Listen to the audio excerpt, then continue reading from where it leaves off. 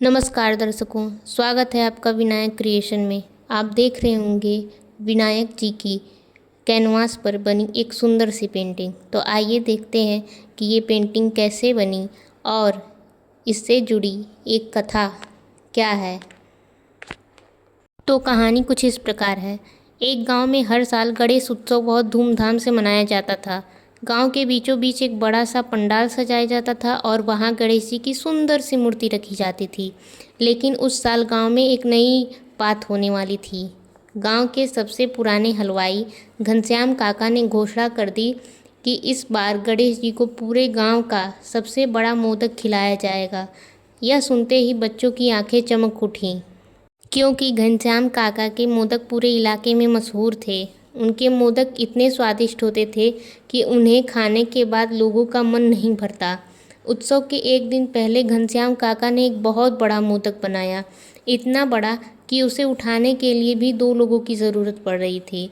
उन्होंने मोदक को चांदी की थाली में रखा और कहा, इसे सुबह गणेश जी को चढ़ाया जाएगा, कोई भी इसे हाथ नहीं लगाएगा। सबने हाँ बोल दी। लेकिन उसी रात मोदक अचानक गायब हो गया। सुबह जब काका पंडाल में पहुंचे तो उनकी आवाज़ पूरे गांव में गूंज गई, अरे मोदक कहाँ गया। लोग दौड़ कर आए और देखा कि थाली खाली थी। एक बच्चा बोला, कहीं गणेश जी तो नहीं खा गए। दूसरे बच्चे ने कहा, अरे मूर्ख, गणेश जी तो मूर्ति में है ना। तो पहला बच्चा बोलता है, तो मोदक को भी मूर्ति में होना चाहिए। सभी लोग हंस पड़े, लेकिन घनश्याम काका परेशान थे। उन्होंने घोषणा कर दी कि आज मैं मोदक चोर को पकड़ कर रहूँगा। गांव में जांच शुरू हुई। सबसे पहले शक हुआ मंदिर के पास रहने वाली बिल्ली पर। बिल्ली को बुलाया गया। बिल्ली ने अंगड़ाई ली और वहाँ से चली गई। काका बोले, देखो बहुत चालाक है ये। एक बच्चा बोला, काका बिल्ली ने अगर इतना बड़ा मोदक खाया होता तो उसका पेट ढोल जैसा हो जाता। अब शक गांव के कुत्ते पर हुआ, लेकिन कुत्ता मोदक की जगह काका का चप्पल लेकर ही भाग गया। जांच को बंद करना पड़ा। आइए जानते हैं कि आगे की कहानी में मोदक आखिर कौन ले गया था। तभी गांव की एक लड़की मीरा बोली, मोदक किसी ने नहीं चुराया होगा। काका बोले, तो क्या मोदक अपने आप ही चलकर चला गया। मीरा बोली, पता नहीं, लेकिन पंडाल में एक अजीब चीज़ है। सबने पूछा, क्या। मीरा ने गणेश जी की मूर्ति की ओर इशारा किया। वहाँ एक छोटा चूहा बना हुआ था। उसके पास ज़मीन पर थोड़ी सी मिठाई के टुकड़े पड़े थे। सब हैरान रह गए।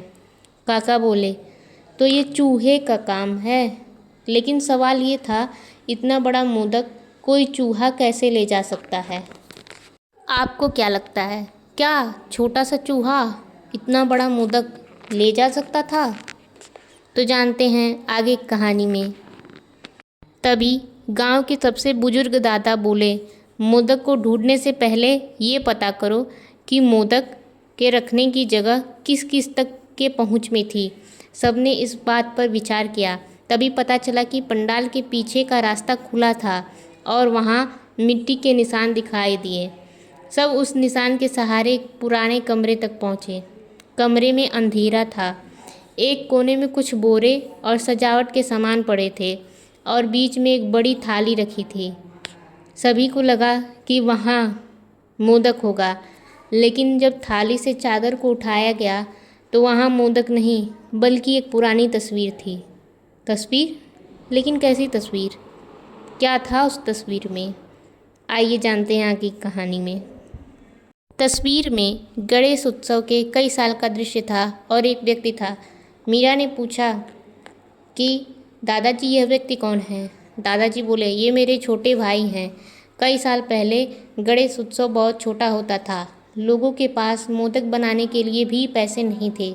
तब उनके भाई ने अपने हिस्से की मिठाई बच्चों में बांट दी और कहा, गणेश जी को वही भोग प्रिय है जो किसी के चेहरे पर मुस्कान ला दे।